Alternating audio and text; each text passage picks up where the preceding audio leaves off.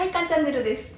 今日はですね、以前コメントでリクエストをいただいていた私が今住んでいるニューヨークのマンハッタンのお家のルームツアーをしたいと思います。ニューヨークのマンハッタンのお家がどんな感じなのか、私カンがね、どんなお家に住んでいるのかを皆さんに紹介したいと思います。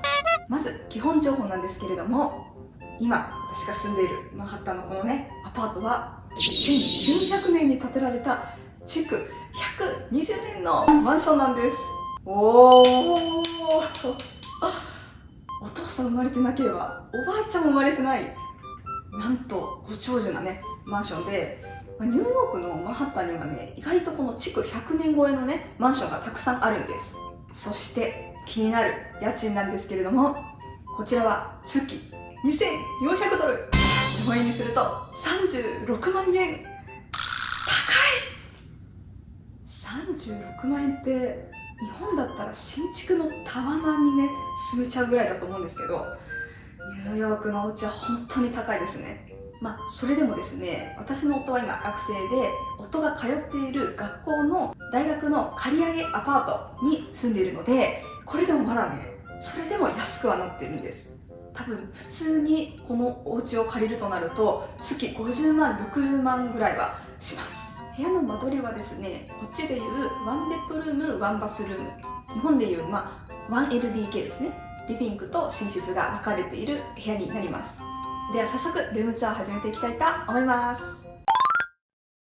はい、まずこちらが玄関です。海外のね玄関なので、なんか境目がないんですよね、玄関の。大体ね、ここら辺が境目っていう感じです。で、このね築120年のマンション、ちょっと長寿マンションってこともあって欠陥があるんですよ。まず欠陥ポイント第1が、玄関横にあるこの壁、なんとここにはアスベストがあるらしいんです。これはでも入居してから知ったんですけど、一応ね今は綺麗にコーティングされていて問題ないとは言われているんですが、本当に問題ないかっていう確証はないんですけどね、果たして大丈夫なんでしょうか。はい、進んでいくとこちらがリビングです。結構ねリビングのスペースは広いです。で、この椅子とかテーブル、あとこのソファーとかの家具はですね、全部家具付きマンションだったので、もうねついてきました。なんかちょっと色合いがね地味なんですよね。もうついてきたので、私のセンスではなければ、思い入れもねないんですけれども。で、ここが私のですねワーキングスペースです。この愛用の Mac でねいつも編集をしております。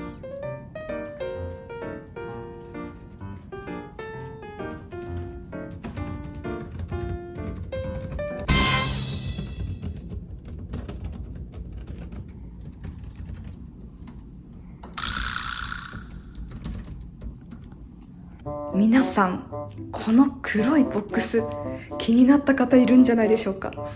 これはですね、どこでもドアで、本当にどこでもドアだったらいいんですけどね、なんとこれはですね、おうちサウナです。サウナなんですよ。私ね、日本にいた時に結構サウナ好きで行ってたんですが、ニューヨークに来てからはね全く行ってないんですけど、これは夫のお友達がプレゼントしてくれました。イエイ、ありがとうございます。結構ね暑くなって汗もしっかり出るのでかなり気に入ってます。じゃん、テレビ台の下にはですね、ここが唯一ちょっとお気に入りスポットです。スタバのねマグカップをねこう集めてるんですけど、今まで旅先で買ったマグカップたちが飾られてます。ロンドンね、オックスフォードとか、あと最近行ったパイクプレイスとシアトルのもあります。はい、次は寝室です。じゃじゃじゃん。ここが寝室なんですけど、でここが夫の勉強机で、これがベッドで、これがタンスで、こっちに収納スペースがあります。ここでやばいポイント2つ目。なんとですね、この床がめちゃくちゃぼっこり盛り上がってるんです。ちょっと分かりづらいんでリモコンをこうやって出すと、ほらこうやって分かりますか、坂になってこうねぼっこりしちゃってるんですよ。これは夏の間イギリスとシアトル行っていた間に別の方にお部屋をね貸してたんです。帰ってきたらなんと床がびちょびちょになっていて、原因としてはこの奥にあるこれ冷房なんですけど、このね空調から水が漏れてしまい、その水をね床の木が吸ってぼっこり盛り上がっちゃったっていう感じでございます。管理人さんに報告してこれちょっと直してって言ったんですけど、なんか大丈夫大丈夫みたいな、気にしないでみたいな感じでなんかね放置されてます。大丈夫なのか。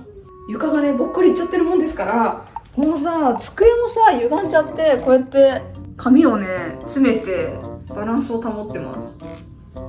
でね、このさ出るドアもさ、ほらここで詰まっちゃうんですよ。ぼっこりいってるから半分ぐらいまでしか開かないっていう欠陥ポイントです。はい、次は向かいにあるバスルームです。じゃじゃーん。ここねトイレとバスタブでね、このバスルームもねやばいポイント3つ目があります。バスタブがあるのはいいんですけど、水をさ食べたいと思うじゃん。食べたんですよ。そしたらね水が茶色いのよ。これわかるかな。カメラじゃちょっと分かりづらいんですけど、若干ね黄色いんですよね。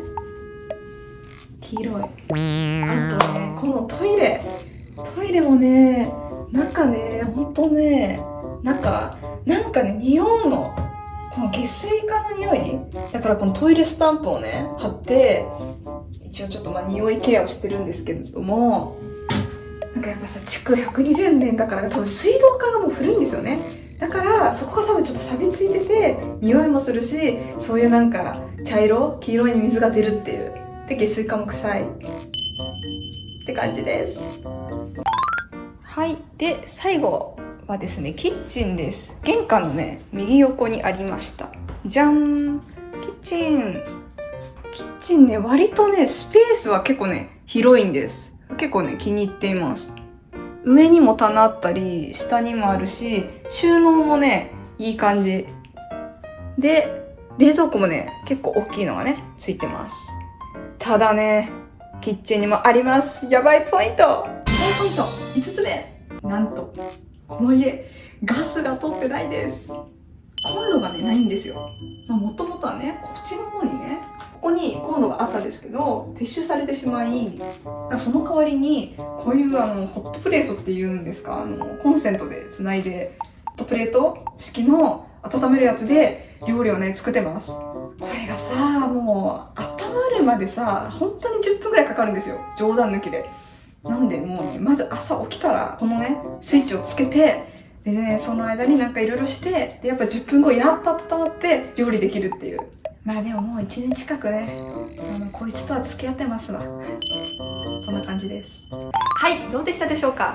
築120年のマンションですが、中はリノベーションされているのでそんなにオンボロっていうイメージではなかったかなと思うんですけど、やっぱり古いのでやばいポイントはね何点かありましたね。それにこれで36万円月って思ったら高いですよね。なんか説明しててすごい悲しい気持ちになりました。はい、これがですねニューヨーク生活のリアルでございます。でこの後はちょっとおまけで共用部分も皆さんに紹介したいと思います。共用部分もね結構古くてやばいポイントあります。エレベーターで1階のエントランスまで行きます。エレベーターも古い感じですね。ただニューヨークでは古い建物の方が価値が高いと言われたり好まれたりねするようです。日本人の私からするとやっぱり新築の方が良くないって思ってしまうんですけれども、では皆さんに衝撃のエントランス映像をお見せします。山積みの宅配物はこのように床に置かれて自分で自分のものを探すスタイルです。こちらが日常の光景。宅配ボックスなんて素敵なものはないんです。はい、ということで今日も皆さん動画を見てくれてありがとうございます。いいね、チャンネル登録もお願いします。では次の動画でお会いしましょう。バイバーイ。